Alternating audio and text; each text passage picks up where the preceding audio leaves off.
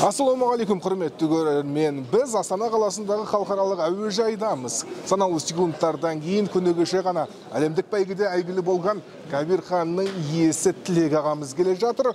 Соны күтіп алуға дайындалып тұрмыз. Қазір ағамыз келеді. Кешегі бәйге қалай болды, көңіл күйлері қандай, барлығын бірге білеміз. Құтты болсын аға. Рахмет. Бәйгелеріңіз құтты болсын.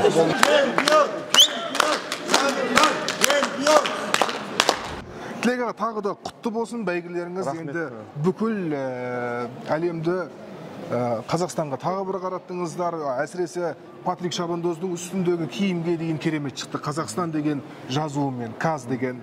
Енді қазір бәйгедегі эмоцияны, бәйгедегі қуанышты айтпас бұрын сұрақты әуелден бастасам.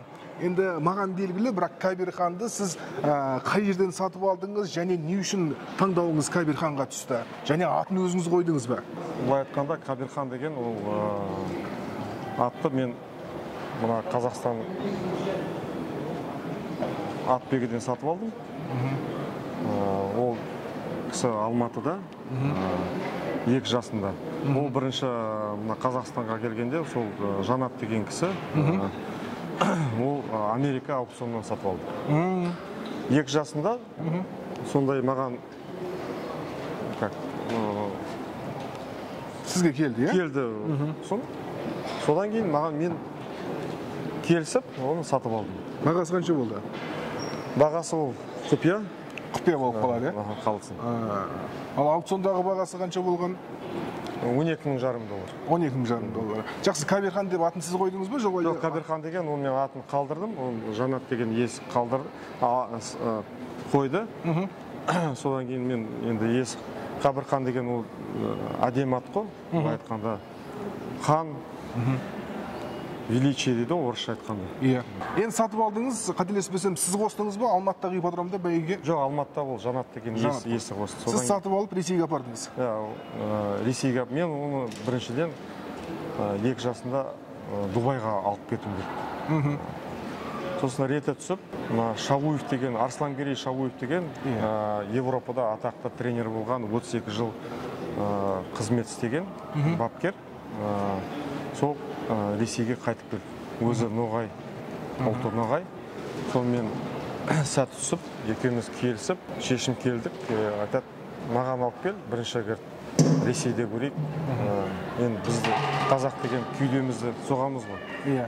Сол үшін енді Дубайға шапқымыз келді. Біздің енді ол айтты, бірінші Ресейден көрейік. Ресейге апардық. Бізді мен сенген жоқ. Мен шын айтайық. Онда енді конкуренция мықты. Оларда ипподром көп, аттар көп. Енді былай есептеп қарағанда, оларда 6-7 ипподром бар. Бізде Алматы мен Астана болғанда, Ұшқыр бәйгемен. Ал оларда 6-7 ипподром бар. Сондықтан оларда конкуренция қатты. 6 бәйге қосылды менің білуімше, солай ма? Ресейде? Ресейде 6 бәйге қосылды, соның біреуін ұтылды. Ұтылғанда ол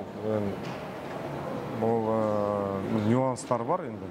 Қандай нюанс болды? Хиромадан қалып қалды ғой. Енді бәрі айтып жатыр, оны финал ұтпағанмен Кабир хан жайлы 30 минуттық кино шығарды.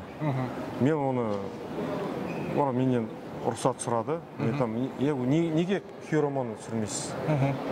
Кабир хан, он любимец публики дейді, орысша айтқанда. Мықты деген Нальчик тұттыңыздар, Пятигорск тұттыңыздар, дерби? Дербиді ұттық, бірінші дерби Пятигорскте дерби ұттық, 23 июльде, шілдеде. Содан кейін 6 августте ұттық. Арасы қысқа болғасын, енді бапкер айтты, мен кішкенеге арасы қысқа болғасын, дайындықта ат деген, ол деген темір емес қой, шаршап, нетіп қалды. Жүйрік ат деген, ол күшімен, өзінің қайраттығымен ұтады дейді. Ол Кабир хан деген өзінің күші мықты, қайраттығы мықты, ол 2-ші орынға бәрі бірлікті. Хиромоның артынан келді, Краснодарда қателеспесем екі корпус. Иә, 42-тен. Одан кейін Дубайға апаруға не түрткі болды? Бүкіл бапкерлер, Ресейдің, қазақтардың, Қазақстанның бапкерлері бәрі маған құлақ салды, айтады, тілек бол деген. Мен оны Европа кубогына жазып қойдым. 24-ші қыркүйекте шабу керек еді. Екінші мына қыркүйекте шапқаннан кейін мен оны алып тастадым. Шығарып тастадым да, Дубайға шешім шығардым да. Ол деген Европада негізі ол шөппен шабады. Бізде деген бәрі құммен шабады. Құммен шапқасын айтады, Дубайға апару керек. Кабирханның сәті деген құм дейді. Дубайда болды. Бүкіл Қазақстанның бапкерлері, Ресейдің бапкерлері, мен Арслангерей Шабуев деген бапкер, ол да айтады, Дубайға апару керек деп. Сосын шешім шығардық та, 2 сентябрьден, 2 қыркүйектен кейін шешім шығардық, Дубайға. Қарашада бардыңыздар ма Дубайға? Қарашада бардық. 11 қарашада жеттік. Сөйтіп дайындық басталды Дубайдан.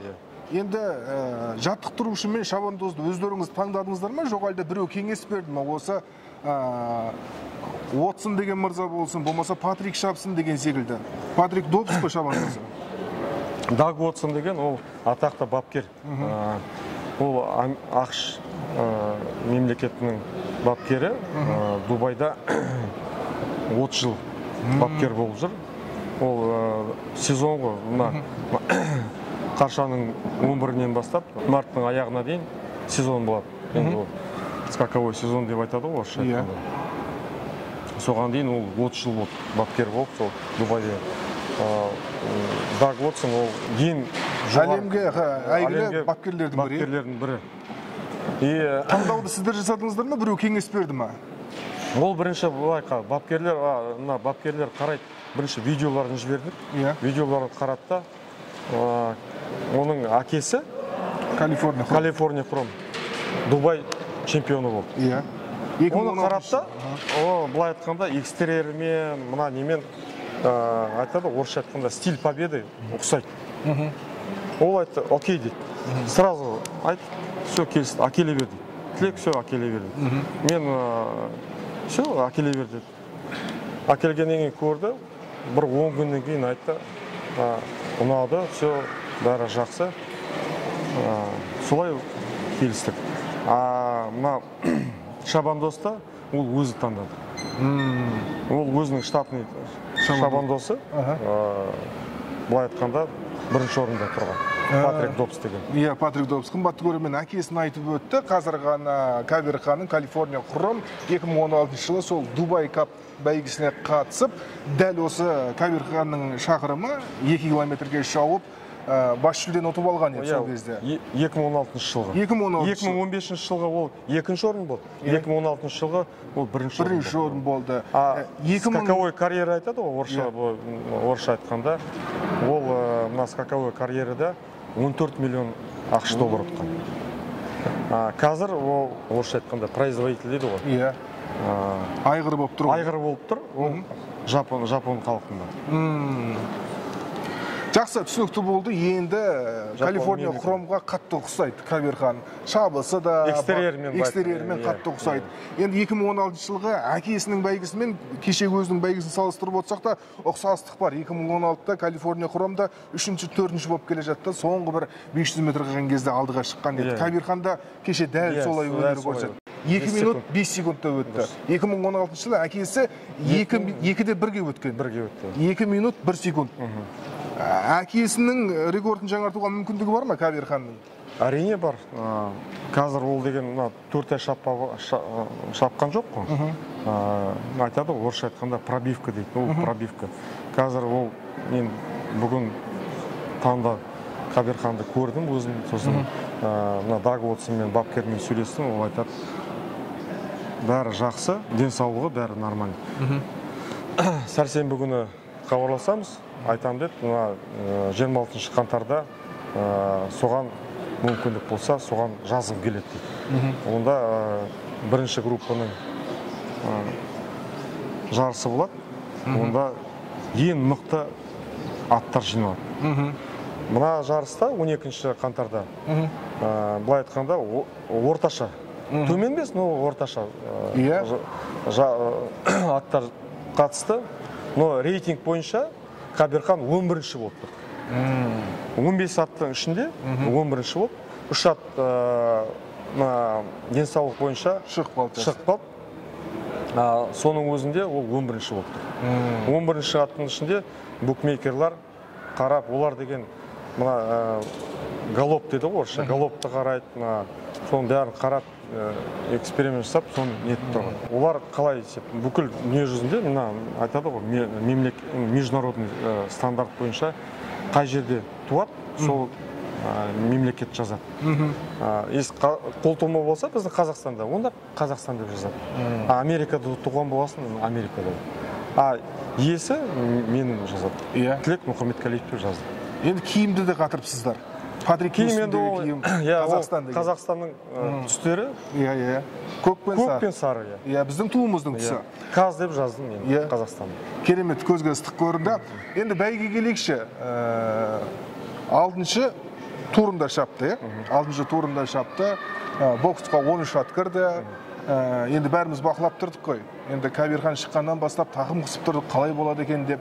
Енді бәйге басталған кезде біздің эмоция бөлек болды. Біз өйткені экраннан көріп тұрдық қой. Сіз сол жерде тұрдыңыз. Қалай болды? Қандай көңіл күйде болдыңыз? Қандай ойда болдыңыз? Ол жерде мықты аттар болды ғой. Букреви болды. Былтыр сол бір кезеңін жеңіп алған еді. Кафу болды. Мистер Радж болды. Гоу Солджер болды. Хиромо болды. Олардың бәрін қара жеріміз. Рейтинг бойынша Кабирхан олардан төмен болды. Енді шықты, жарыс алаңына шықты. Қандай ой болды? Мен өзім үміттендім. Бірінші орын алуға. Қазақ елі үміттенді. Бүкіл орысша айтқанда поддержка болды қазақ елінен. Дұғалары оқыды. Тілектес болды. Қолдау мықты болды. Алладан тіледік. Жақсы, енді бокстан шыққан кезде өзгелерден қалып қалды Кабирхан. Көріп тұрдыңыз ба? Не ойда болдыңыз? Мен оны ештеңе ойлаған жоқпын. Оны былай айтқанда қарағанды жоқ. Теріс қарап отырдым. Теріс қарап отырдым. Финишке 500 метр қалғанда, сонда қарадым. Уже бәрі айқайлап отыр. Кабирхан алға деп. Содан кейін мен қарадым да. Барып көруіміз керек еді сіздің эмоцияңызда. Жақсы, енді түсінікті болды. 26 қаңтарда барыңыз. Бұйырса. Көрейік. Енді арманым қазақтың атынан қазақтың шабандоз шапса, ол арманына не жетсін. Оған мүмкіндік бар ма? Шапқыза аласыздар ма? Бар, мүмкіндік бар. Шабуы мүмкін ба сонда? Мүмкін. Алла жазса, мына финалға жетейік, 4 мартқа дейін.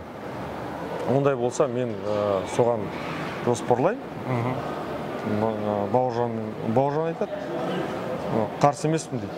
Если бапкер олар қалай шешеді, солай болады. Жақсы, енді ол жердің тәртібі басқа. Қазақтың туы деген, былтыр деген 13 мемлекеттің туы болды. Сол жерде қазақтың туы Алла жазса болады, бұйырса. Қазақтың шабандосы болса, одан да тіптен күшті болар еді. Қазір көңіл күйі жақсы. Жақсы. Бұйырса, енді біз оқыдық, тренер Даг Уотсон 26 күні болатын бәйге қосуға ниеттіміз депті. Ниетіміз бар да. Ол жарыстың бұл жарыстан айырмашылығы қандай? Оның жүлдесі $1 миллион. $1 миллион. Кешегі ұтқаныңыз? Кешегі ұтқаным, бұлай айтқанда енді $35 мың ғой. $35 мың. Ол рейтингі уже көтеріп кетті. Қазір рейтингі көтереді, білмеймін енді. Сайттар болады. Қазір рейтингі өте жоғарлы. Бұйырса 26 күні жеңіске жетіп жатса, сіздер финалға түсеміз. Финалға дайындаласыздар. Уже финалға квота болады. Финалдың жүлдесі қанша биылғы? $12 миллион. $12 миллион. Соны жеңіп алу бұйырсын сіздерге, Құдай қаласа. Қазақтың көк туын желбірете беріңіз. Керемет жарыс болды. Осы қазақтың аты тарихта бірінші шетелге шықты, Дубайға шықты. Керемет шабыс көрсетті. Барлығымызды таң қалдырды, тіл көзден аман жүрсін. Енді Кабирхан ары қарай Құдай қаласа финалға түседі. одан кейін Қазақстанға келе ме, жоқ әлде әрмен қарай жағдай қалай болады? Оны көреміз енді. Қараймыз, Қазақстанға келеді ме, онда енді финалға отса, ары қарай ақшқа апарғым келеді, Breeders' Cup-қа. Breeders' Cup-та да Калифорния құрам шапты. Шапты, екінші орын болды. Ерегейттің артынан келді, екінші болып келді. Мен өзім ойым ойлаймын, ол әкесінен асып кету керек деп. Рекордын жаңартуы мүмкін. Жақсы, Тілек аға көп-көп рахмет. Бүкіл қазақты қуанттыңыздар, бүкіл қазақтың атбегілерін қуанттыңыздар. Енді сіздің жолыңыз өзге де атбегілерге жұғысты болсын. Көп рахмет. Рахмет. Бәйгілі бола беріңіздер аға. Қымбатты көрермен, көрдіңіздер, тыңдадыңыздар. Енді Кабирханның ендігі бәйгісі 26 қаңтар күні болады. Сол кезде де біз тақым қысып Кабирханның бәйгінің алдынан көрінуін тілейміз. Осымен хабарымыз тәмам, амандықты жүздесейік.